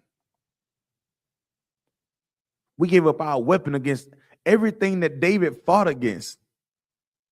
All the victories that David had, the victory that Moses had, the victory that Joshua had. And we gave it all up because we simply just forgot. Come on, brother. Salaki, this is heavy. You know, looking at this is the Zondervan, the definition for, I looked up Balaam, Baalim. Yeah, Balaam. But I looked at it begins with Baal, and it says, appears in the Old Testament with a variety of meanings, master or owner. And what's so heavy about that is like, that's what we worship today. We were free. We worship what the master, what our oppressors worship. We were free, and we put ourselves back into captivity because of our disobedience. We were free, Darash, and we put ourselves back to serving the master because of our disobedience. Come on, Darash. I had a little bit more to add on top of Officer Bucky was talking about. So as far as the forsook, I want to get that first out the Merriam-Webster dictionary. So it says to renounce or turn away from entirely. So our people entirely just turned away from the Lord and worship other gods. And also, where Mr. Barkiel was in the Zondervan Bible Dictionary, Baal, I have that as well. It says Balaam were worshipped on high places with lascivious rites, self-torture, and human sacrifice. So this God that they were following was a total different type of God, total opposite type of God. Everything opposite of the Most High. It was something they made up. Something that they made up. Something they made up. Because they needed to deal with the what, Daraj? The what form? The same thing that the oppressor deals with you in is the what? Like I said earlier about the military, which is in the what? Being able to see it. In the what form? Physical form. Versus the what? Invisible form. The spiritual form. Spiritual form. Come on, God. You got to know that the Most High is with you and present at all times in spiritual form. That protection comes when you can't see it, when you can't see a goddamn thing for yourself.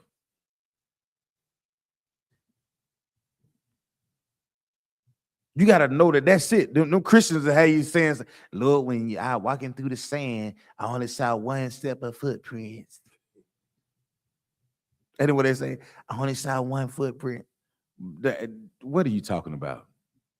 Sounds good, but you have no idea what you're talking about.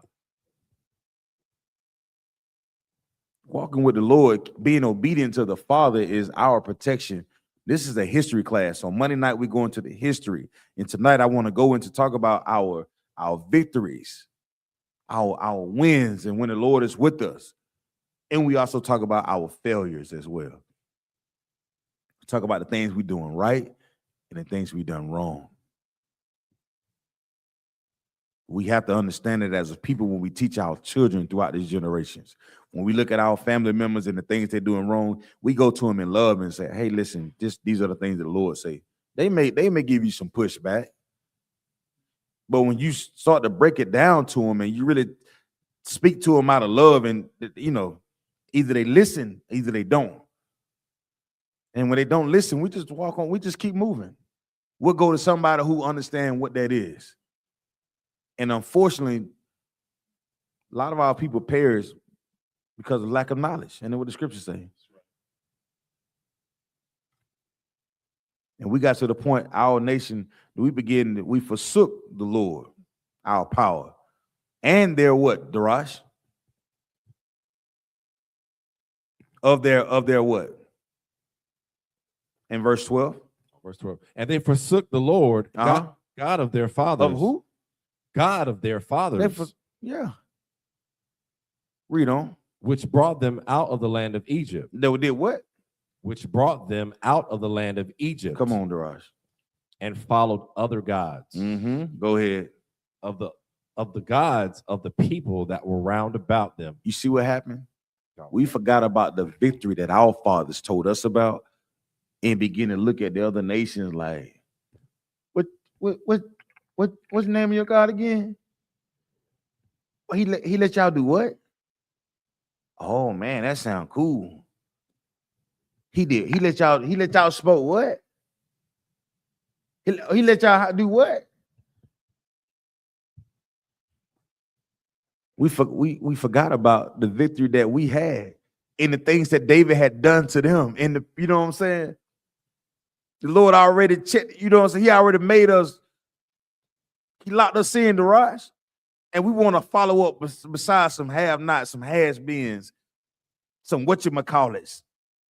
And they ain't even on the same playing field of the victory that the Lord done gave us. They ain't even got the same talent. Nigga, you can sing and you want to sing through auto-tune. Make it make sense. Come on, Daraj. Oh, God. I just wanted to kind of add on, I can kind of picture our people during this time, like seeing this happen. Oh, so your God let you smoke weed? Yeah. Oh, okay. So your God let you smoke weed? Our God don't let us smoke weed. Look, here goes something that's simple, right? Our Father tell us we don't celebrate 4th of July. Has nothing to do with us. But guess what though? Niggas will blow off their goddamn fingers trying to make a firework display like they see the oppressor has. Nigga, you from grave terrorists over here. Huh? You from Greenville, Georgia. And you trying to make a firework display like they do in New York. We barely can pay our rent, bunk, y'all.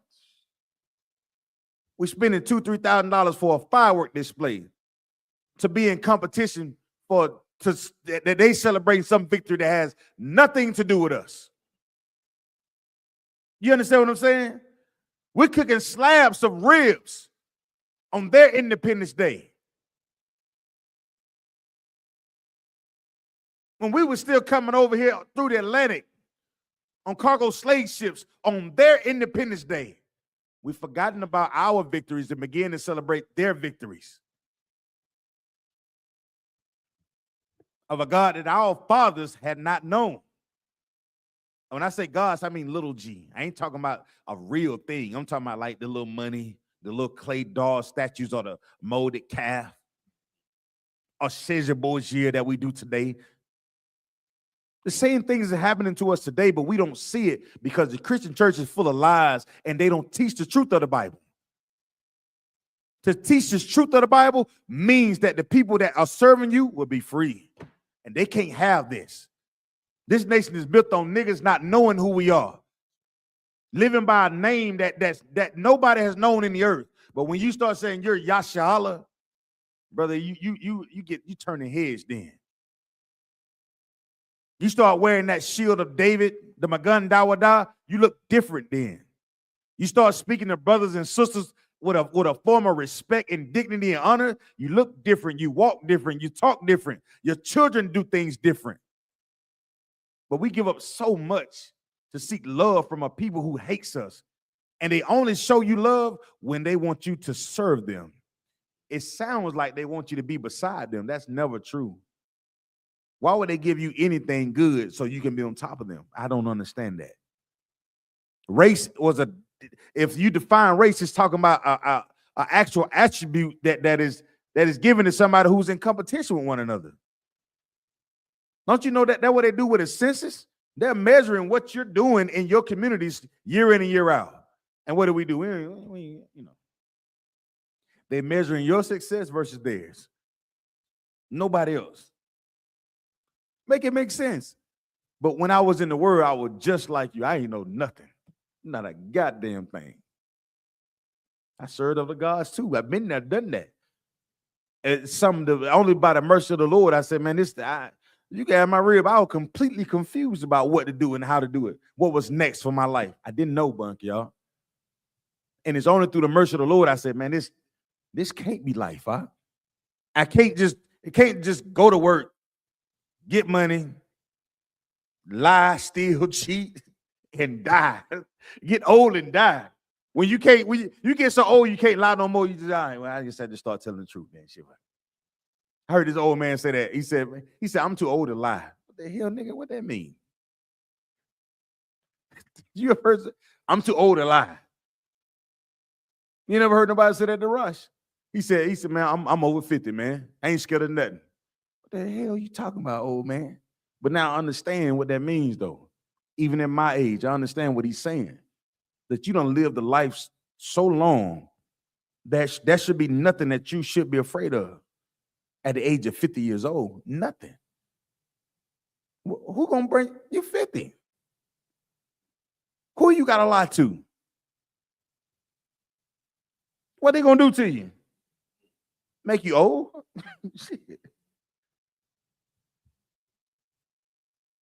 But our people, we lost our way trying to celebrate these other gods, to be accepted by other people, because we stopped focusing on our victories. Come on, Daraj. Keep reading.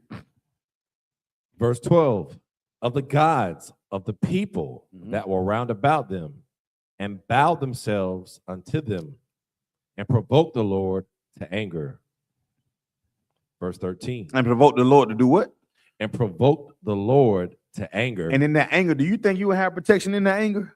Lie, sir. Why wouldn't you have protection in that anger? You piss the Most High God off. Keep reading. Verse 13. And they forsook the Lord Mm-hmm. and served Baal Mhm. and Ashtaroth. Mm-hmm. Verse 14. And the anger of the Lord was hot against Israel. Go ahead. He delivered them into the hands of spoilers that spoiled them. Mm-hmm. And he sold them into the hands of their enemies round about, Mm-hmm. so that they could not any longer stand before their enemies. Go ahead. Verse 15. Whithersoever they went out. So do you remember what we said about King David? About that same word? Whithersoever? What did they do? You remember what happened when King David, when they used the same word? That whithersoever? What happened? You remember that? What happened with King David with the whithersoever? What happened with him? So what it was meaning with the whithersoever, meaning wherever he went, he had the Most High God's protection. But in this whereversoever they went out, what happened? So verse 15, whithersoever they went out, the hand of the Lord was against them for evil. Now, what's the difference between them under King David and us after we came out of the land of Egypt and we didn't follow what Joshua and our fathers had laid out? Like you said, the difference is with David. David had the Most High God's protection. And we what? And we lay it down flat. In this verse, you did not have the and Most we High. didn't. And we didn't. You see that? A Christian would read that and be like, nah.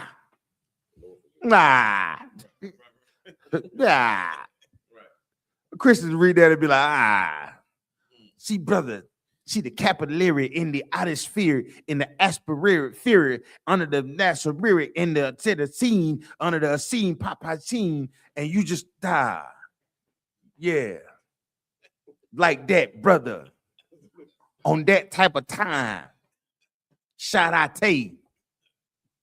That's a Christian. It's a whole bunch of words salad that means nothing at all. But it sounds good, and we get influenced by big, words, ambiguous terms. See, I don't talk like that. I would love to talk like that. I love to use some nice words. I probably say and Papa side. Get it? Yeah. Booty tank. You know what I'm saying? Just get out of there and say, man, shout out to you. Ain't saying nothing. That what a Christian do? Coming in the Shana, ain't saying nothing, has nothing to do with the Lord. It's something that they don't watch the other nations do. Had nothing to do with the Lord at all. But we show the difference between King David and him wanting to serve the Lord, following the thing that the Most High gave him to do. Laid it out. But us, after we get all those victories, all those things that the Lord laid out for us to do, we fail. It's simple. We fail. Come on, Darash, finish reading that. Khan. Verse 15. As the Lord had said, and as the Lord had sworn unto them, and they were greatly distressed. The Lord said it. It's nothing more clearer than hearing what the Lord says, what he would do for you and with you if you're obedient, and also finding out the things that he would not do for you and be with you because of your disobedience. These are the things that are right in front of our face, but we don't get a chance to. The Christianity that's in the earth has destroyed this truth. It's trying its best to destroy it. That's why we look at our classes, we push this truth all across the world. That's why they shadow ban this truth, because if one brother wake up to this truth tonight, man, it's another brother that comes out of the world. It's another brother or another sister, another family that could change everything, Bunk, y'all. The one simple act of giving somebody else the truth today who will live by it tomorrow, if that makes sense. That one gesture of brotherhood that could change somebody, not just for today, but the rest of their lives. That one gesture of sisterhood that could change somebody, not only their life, their whole entire family's life. But in some some strange way we become so goddamn selfish, living under the oppressor. It's like if we lose, it's like it's the end of the fucking end of the world. Salakia.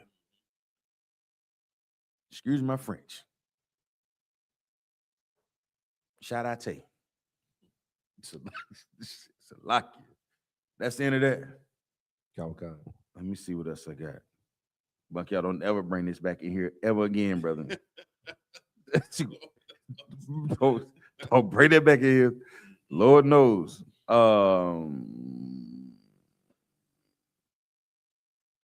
First Kings 11:4. Talk about these strange ass women. Salakia. Strange women. Excuse my French, y'all. Blame this on Bunk, y'all. If you know, you know.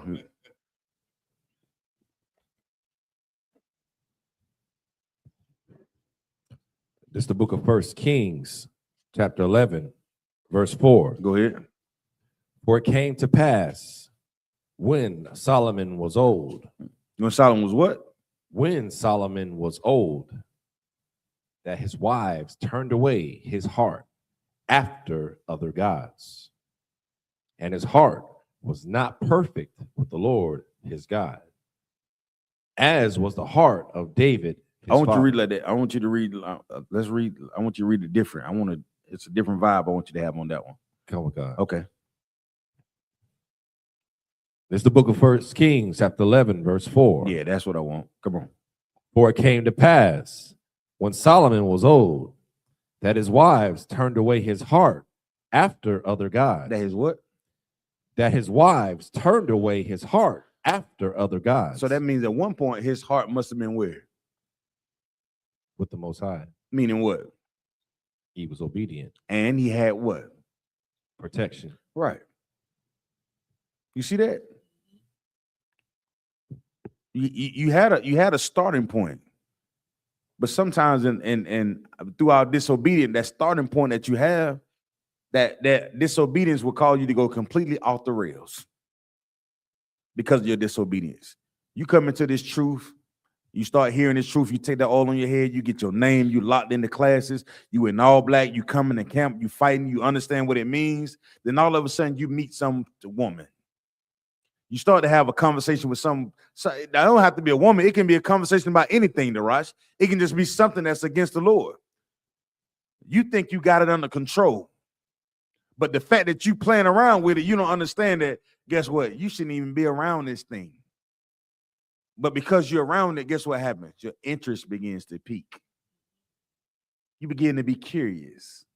You begin to say, nobody's going to find out. Nobody really knows. Is the word of God really real? You think a man's really supposed to have more than one wife? You think we really supposed to do all this for the past? So you think God really supposed to allow us to do all this? You really think God coming back out he gonna bust the sky open with a 200 million? You really think that? You really think spending all this time away from your kids, going to camp every weekend, teaching strangers? You know you can have sex with a prostitute, Darash. $200, you can get something bad. You can get you a passport, go overseas, and lay them down. You can become a passport bro. I won't know a damn thing. You know you can do that, right?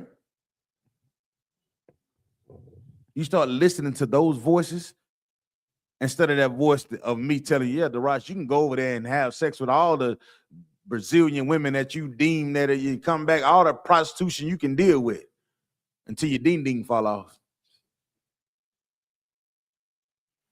Be pissing one day, just fall off right in your hand.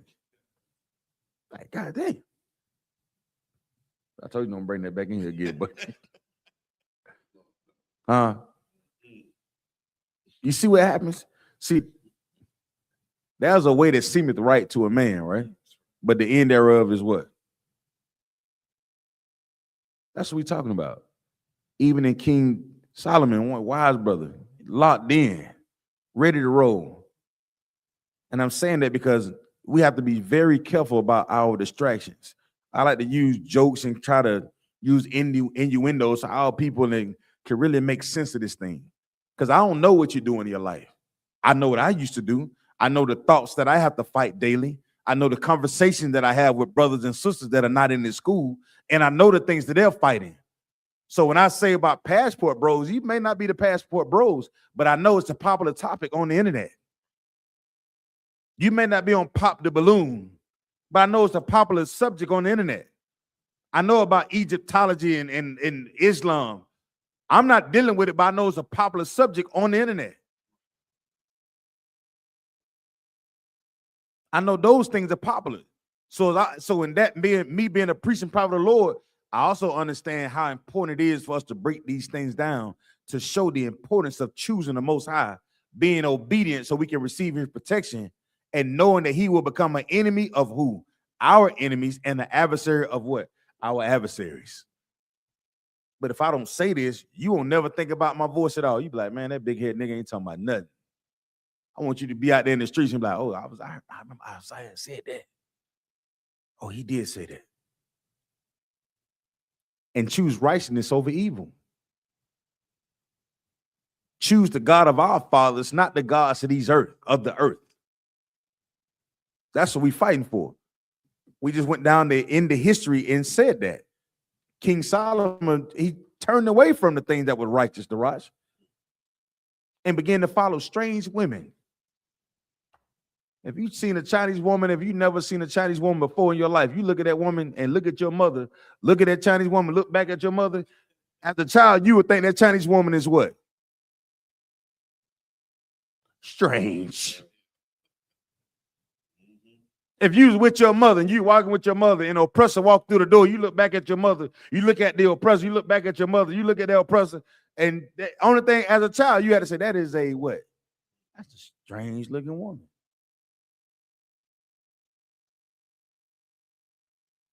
The African walked through the door with that bowl in her lip, like this, smelling like piss and cow dung. And she got them rings around her neck, and she got a spear in her hand, Darash. She doing this.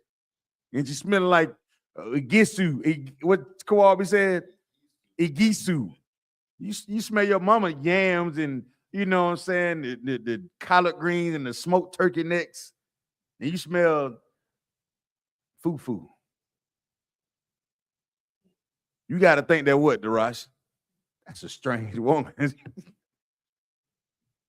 Is she eating squid and is still moving on the plate out? She sitting there with them things, bunch y'all chopsticks. Is she? As a kid, just think about it. The Lord got to be like, the Lord told her that is strange. See, but when we say it, you don't understand it. So I got to say it like this. I know it sounds disrespectful. Forgive me, YouTube. I'm not trying to disrespect. I'm just trying to show what is strange, the difference between culture.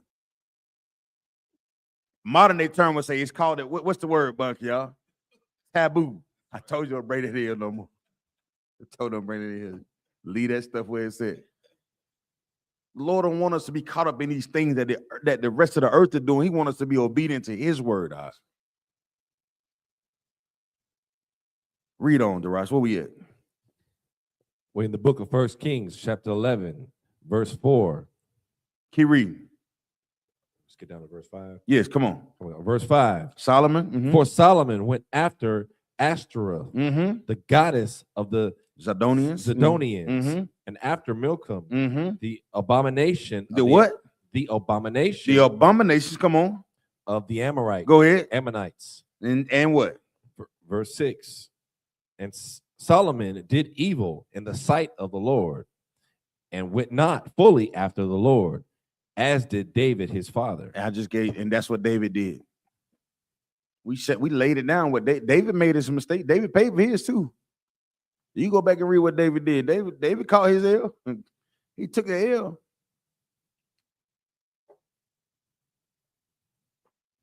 That don't mean you have to go and start serving other gods. So let's cap this thing out. So I like, you know what I'm saying? We don't went into it. Give me the book of Deuteronomy, chapter 28, verse 1. We done talked about the failures, right? The wins, the losses, the protection that we need. And the protection is not just in the physical garage, but also what? In the what? in the spiritual. And that spiritual protection comes through the process of us being what? Obedient. Yeah. Most High in Christ. He might be learning something. I see him. He's smiling for a reason. Shout out Tay. Yeah, I know, right? Yeah. Tell him. Yeah, don't bring this in here no more. Come on. This is the book of Deuteronomy, chapter 28, verse 15. Let go. But it shall come to pass, if thou wilt not hearken to the voice of the Lord thy God. You said verse 15? It's like you want to. Yeah, I want verse 1. Oh, come on. We already know what disobedience gets you. Come. Do we put a 1 in the chat if you know what disobedience gonna get you? Let me know, everybody in the classroom tonight. Put a 1 in the chat if y'all understood or understand what disobeying the Most High will get you. I want to make sure this class wasn't taught in vain. Put a 1 in the chat if you understand what disobeying the Most High will get you. Bible Kashar. Yep, that's 1. Keep on. Let's see who else in here tonight. Man, that brother understand. We understand. Most High in Christ.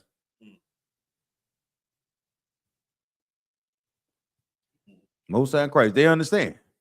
So everybody understand what disobeying the Most High will get you. We dealt with it tonight, right?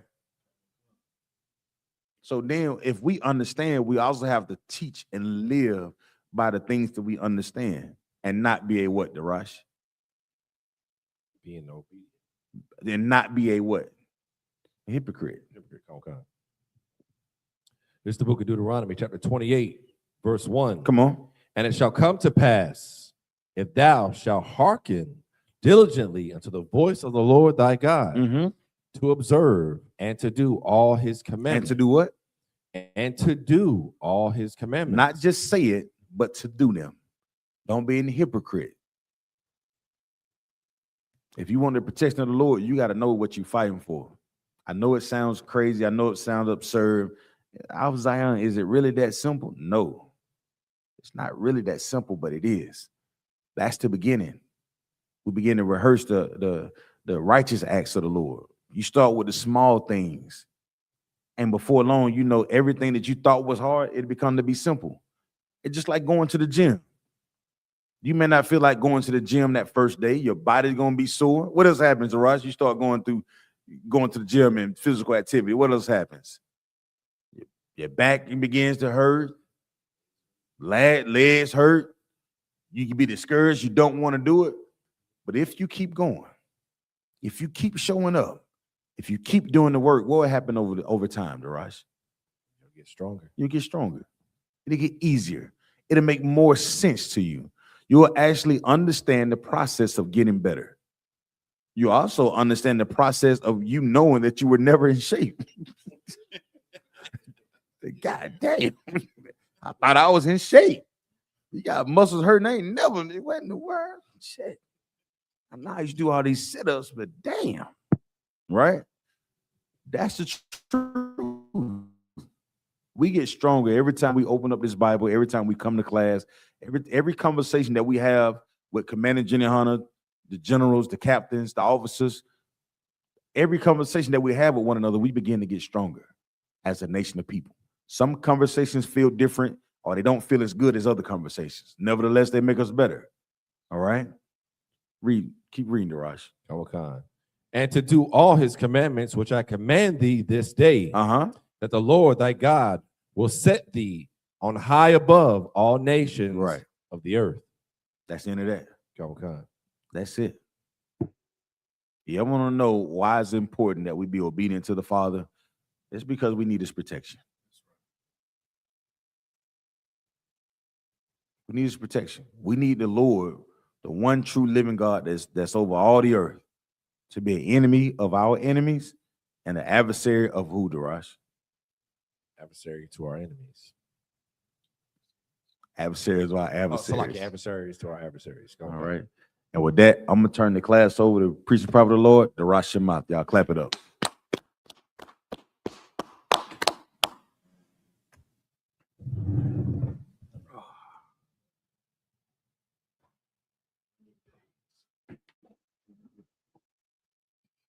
This is the I.S.U.P.K. security announcements. We are the I.S.U.P.K. started out of 1 West 125th Street, Harlem, New York. Rule for new brother and sister. When a new brother or sister comes to the school, they're off limits for 6 months. They are to be saluted only. They are here to shed themselves of the world. If they need transportation, the teacher will arrange it. After 6 months, if a brother or sister has an interest in a particular person, he or she must get permission from the head to speak to a brother or sister. There's another 6 months in which the brother and sister will court each other. After this 6-month period, the brother and sister will get permission from the head to marry. Tithes, which is a commandment. Numbers chapter 18, verse 21. Malachi chapter 3, verses 8 through 10 means 10th in the Hebrew, ma'ashara. 10% of every penny of any increase the Lord gives you, give to the Treasury Department or teacher. Priest fund, free will offering for priests, not mandatory, whatsoever amount you would like. Upcoming holy convocations. We have the memorial of blowing of trumpets, also followed by the Day of Atonement. The memorial blowing of trumpets is the first day of the 7th month, which will be on a Friday, September 11th, 2026. You can read about that in the book of Leviticus, chapter 23, verses 24 to 25. Got a cookout coming up this weekend, ain't it? Oh, July. It's a lot. Yeah. And then we have the Day of Atonement, which will be September the 20th, which is the 10th day of the 7th month, which will be on a Sunday. You can also read about that in the book of Leviticus, chapter 23, verses 27 to 32. And if anyone wants to be a trooper in the school, start wearing all black boots, shirt, pants, headband, and scarf. And with that, Imajim.